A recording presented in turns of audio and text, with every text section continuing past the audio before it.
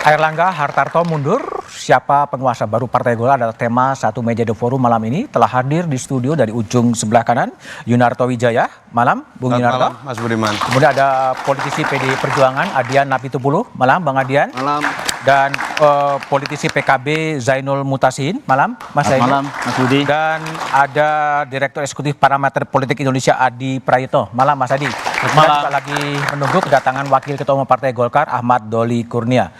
Saya ke Toto dulu. Tok, ini agak sesuatu yang agak menarik ya.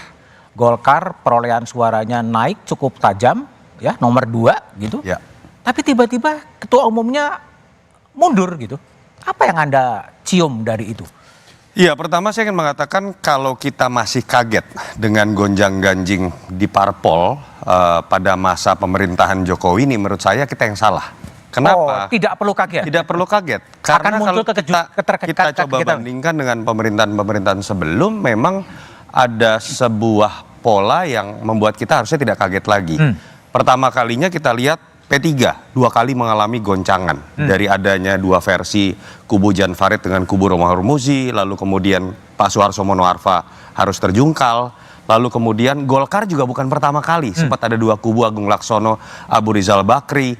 Lalu beberapa peristiwa lain yang belum pernah terjadi loh. Contoh, baru pertama kalinya dalam era ini seorang pendiri PAN keluar dari partainya, namanya Amin Rais.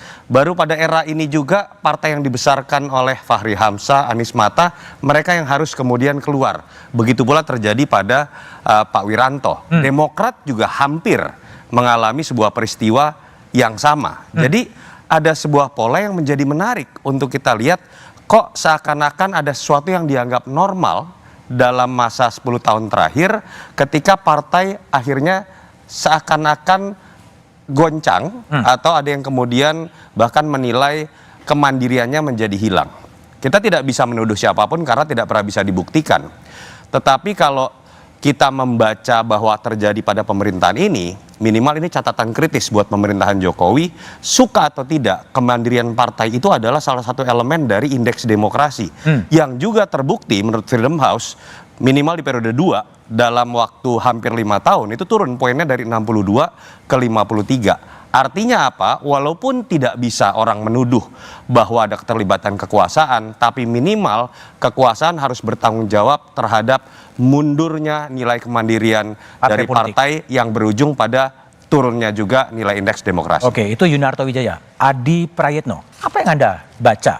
Tiba-tiba nggak ada angin, nggak ada hujan, Airlangga menyatakan mengundurkan diri.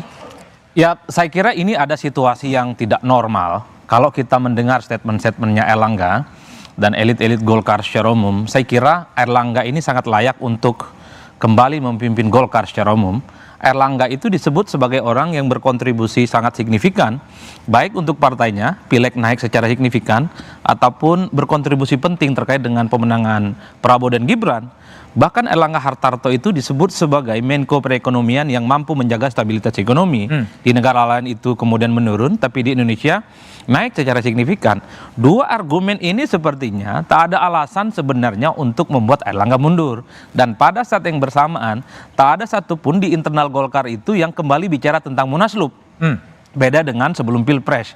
Itu di bulan Juli 2023 banyak suara-suara Munaslup. Tapi kemudian hilang. Ini tiba-tiba Airlangga Hartarto menyatakan mundur di tengah situasi yang sebenarnya sangat kondusif dan aklamatif sebenarnya, di mana seluruh konstituen, basis dan kader-kader Golkar itu tegak lurusnya kepada Airlangga Hartarto. Kenapa saya sebut tidak normal? Ini orang nggak ada sakitnya secara politik, tidak ada dosanya secara politik.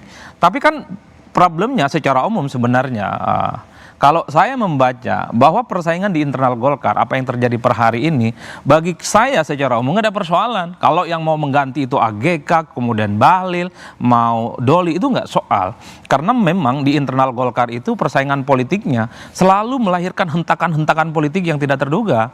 Yang agak sedikit rumit hari ini di 2024 ini, karena ada upaya yang diduga ada pihak eksternal. Ada pihak eksternal? Ada pihak eksternal, instrumen politik yang cukup luar biasa. Dia sangat powerful, mencoba untuk menginjeksi melalui kekuatan politik internal di Golkar, sehingga Golkar kondusif. Dan per hari ini pun seakan-akan Munas Golkar itu tak ada resistensi dari dalam.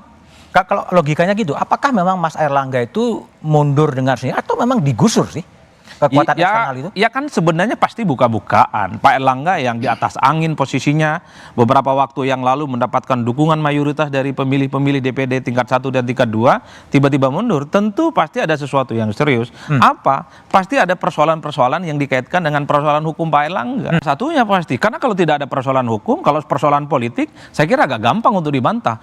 Prestasi Erlangga luar biasa, ekonomi oke waktu menjadi Menko, pileg dan pilpresnya kontribusinya oke. Kan kalau kita membaca pembicaraan publik dan di X ya, satu-satunya kelemahan Pak Erlangga adalah selalu dikaitkan dengan persoalan-persoalan hukum. Yang saya sebutkan kasus Erlangga ini sebenarnya adalah politik tingkat tinggi, high politik. Kalau hari ini misalnya banyak upaya-upaya munaslup muncul di mana-mana, pasti ada yang menduga ini penjagalan, ini kudeta, ada intercept dari kekuasaan politik. Dan itu semuanya menggunakan instrumen hukum ya? Oh, itu pasti. Artinya apa? Ada tuduhan untuk mengkudeta Erlangga dengan cara-cara inkonstitusional. Kalau kemudian Erlangga mundur, artinya ada alasan bagi Golkar untuk memajukan Munas. Artinya apa? Kan ada kesan Erlangga itu mundur ikhlas lillahi ta'ala, tanpa tekanan, tanpa persoalan. Sehingga kalau Munas itu dilakukan di bulan Agustus dengan alasan karena vacuum of power, nggak ada ketua umum, di situ ada kekosongan, harus diisi dengan ketua umum yang baru. Ini yang saya sebut politiknya tingkat tinggi, by design, dan luar biasa. Oke, Bung Adian, gimana Bung Adian lihat kalau dari sisi perspektif PDIP ya, tiba-tiba sosok ketua umum Partai Golkar Airlangga Hartarto yang lagi sebenarnya di atas angin kan, kursinya naik, tiba-tiba mengundurkan diri gitu dari partai.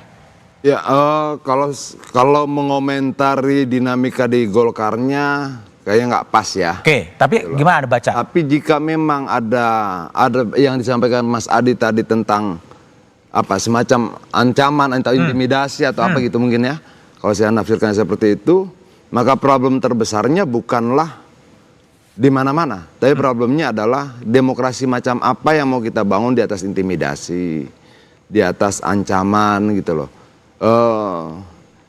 Dalam berpolitik itu bernegosiasi itu hal yang biasa.